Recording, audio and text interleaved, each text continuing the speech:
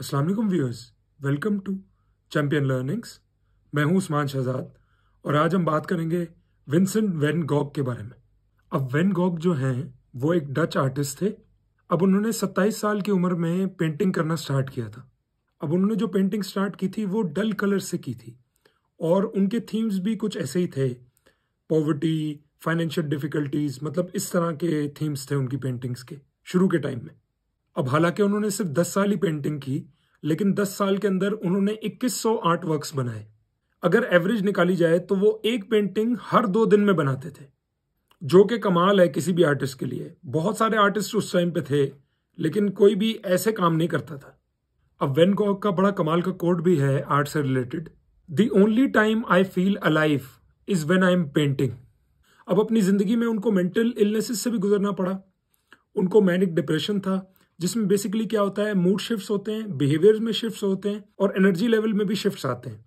उसके अलावा उनको डिल्यूजन्स, साइकोटिक नजर आती थी, हेलुसिनेशंस होती थी, बहुत सारे मसले थे उनके साथ।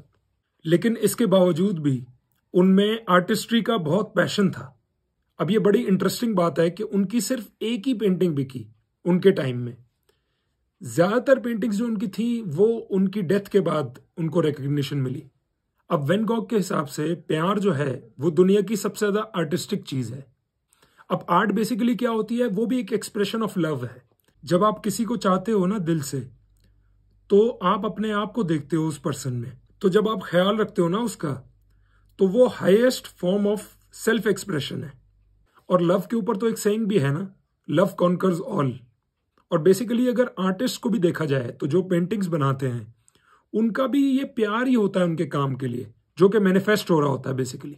एक बड़ा ही अच्छा कोट है विंसेंट वैन गॉग का, a great fire burns within me but no one stops to warm themselves at it and passes by only see a wisp of smoke.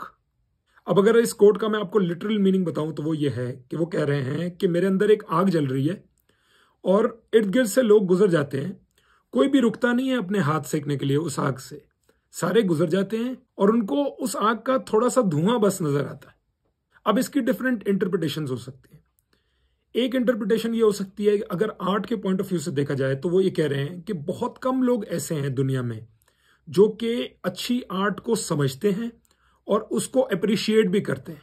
ज्यादातर लोगों को तो सेंस ही नहीं है कि अच्छी आर्ट क्या है। और दूसरी इंटरप्रिटेशन ये हो सकती है कि लोग पास से गुजर जाते हैं और उनको सिर्फ धुआं नजर आता है, लेकिन वो कभी भी रुक के ये चीज इन्वेस्टिगेट नहीं करते कि वो धुआं एक्चुअली कहां से आ रहा है। वो धुएं के सोर्स को कभी इन्वेस्टिगेट नहीं करते। वो देखते हैं बस धुआं निकल रहा है, चलो जी, चले जाते हैं।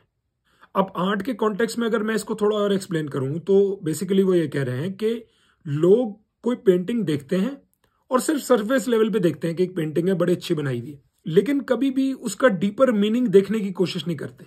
कभी भी ये देखने की कोशिश नहीं करते कि वो जो आर्ट है वो मैसेज बेसिकली क्या दे रही है।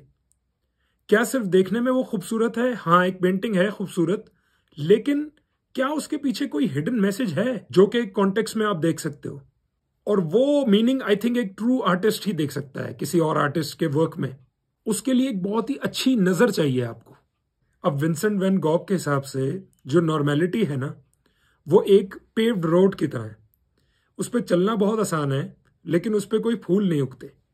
यानी कि जो नॉर्मल लाइफ है, जो रूटीन लाइफ है, वो बोरिंग है। नॉर्मेलिटी में कुछ नया नहीं है, कोई आर्ट नहीं है, उसमें कोई अनएक्सपेक्टेड नहीं है और वहां पे कोई खूबसूरती भी नहीं है। एक्साइटमेंट, खूबसूरती आर्ट के अंदर है।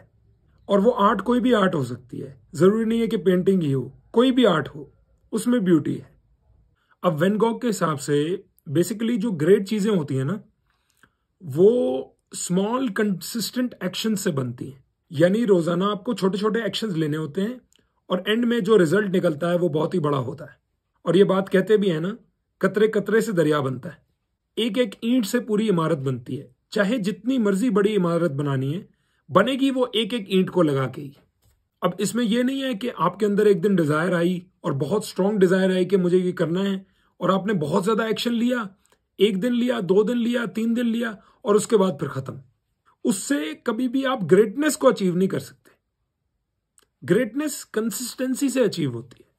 अब वैन गॉग ने एक और बात कही है कि बेसिकली अगर आपको डीपर मीनिंग ढूंढना है ना, तो आपको ज्यादा देर तक चीजों को देखना होगा, यानी कि आपको पेशेंस रखना होगा।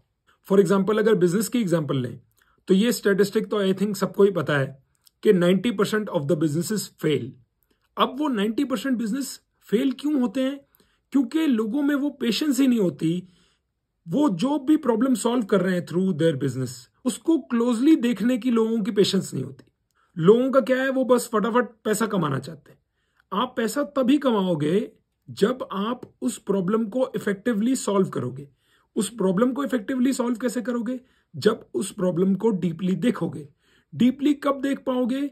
जब उसके साथ ज्यादा से ज्यादा टाइम स्पेंड करोगे, उस पर ज्यादा से ज्यादा टाइम इन्वेस्ट करोगे और पेशेंट रहोगे। अब आप राइटिंग की भी एग्जांपल ले लो। बहुत सारे राइटर्स हैं दुनिया में, उनको बहुत साल लगते हैं अपनी किताबें पब्लिश करने में, लिखने में। क्यों? राइटिंग करनी है, 50,000 वर्ड, 60,000 वर्ड, 70,000 वर्ड का एक नॉवल लिखना है। डेली अगर आप 700 वर्ड भी लिखो तो 100 दिन के अंदर नॉवल कंप्लीट हो जाना चाहिए। लेकिन टाइम क्यों लगाते हैं? उस टाइम से बेसिकली वो जो फल है उनका, जो राइटिंग है, वो पकता है फिर साथ साथ। जैसे मैंने पहले भी कहा, स्मॉल कंसिस्टेंट एक्शंस, रोज कुछ ना कुछ पढ़ते हैं, रोज कुछ ना कुछ लिखते हैं, फिर कुछ गलत होता है, कुछ सही होता है, फिर बहुत सारे को डिलीट करते हैं, तो उसके बाद फिर एक अच्छा नॉवल बनता है या एक अच्छी किताब बनती है। तो आपको सब्र रखना होगा। सक्सेस इतनी जल्दी नहीं मिलेगी आपको। पहले उस प्रॉब्लम को बहुत ही डीपली आपको समझना होगा, देखना होगा, तब जाके आपको सॉल्यूशंस मिलेंगे। अब वैन गॉग के हिसाब से एडमायरेशन जो है वो बहुत ज्यादा इंपॉर्टेंट है। कि मतलब आप लोगों को अप्रिशिएट करते हो क्या, एडमायर करते हो क्या? अगर आप वाकई अप्रिशिएट करते हो ना, तो आपको हर चीज में ब्यूटी नजर आएगी, चाहे वो लोग हो, चाहे वो नेचर हो, कुछ भी हो। जब भी किसी इंसान को आप एडमायर करते हो ना, स्पेशली बच्चों को ये चीज बहुत पसंद होती है, एडमायरेशन उनको बहुत पसंद आती है। और बच्चा कंप्लीटली अपनी लाइफ का ट्रैक चेंज कर सकता है सिर्फ एडमायरेशन से। तो कोई भी चीज आपको अच्छी लगे उसको एडमायर जरूर करना चाहिए। अब एडमायर करने का मतलब बिल्कुल ये भी नहीं है कि लोगों को आप उनके फ्लॉज, उनकी वीकनेसेस ना बताओ। अगर आपको लगता है कि कोई चीज आपके एक्सपीरियंस के हिसाब से गलत हो रही है, तो उस चीज को किसी को कम्युनिकेट करना एक अच्छे तरीके से बहुत ज्यादा इंपॉर्टेंट है। ये नहीं कि अब आप एडमायरेशन है तो हर चीज में एडमायर करने लग जाओ, नहीं, ऐसा नहीं है। जहां आपको कोई चीज अच्छी लगती है वहां पर आपको एडमायर जरूर करना चाहिए, लेकिन जहां पर आपको कोई वीकनेस नजर आ रही है आपके एक्सपीरियंस के अकॉर्डिंग, आपकी अंडरस्टैंडिंग के अकॉर्डिंग, तो वो आपको जरूर कम्युनिकेट करना चाहिए दूसरे बंदे को। तो व्यूअर्स, आई होप इस वीडियो से आपको कुछ ना कुछ सीखने को मिला होगा। अगर वाकई सीखने को मिला हो तो प्लीज वीडियो को लाइक करें, शेयर करें और चैनल को जरूर सब्सक्राइब करें। Thank you so much for watching. Allah Hafiz.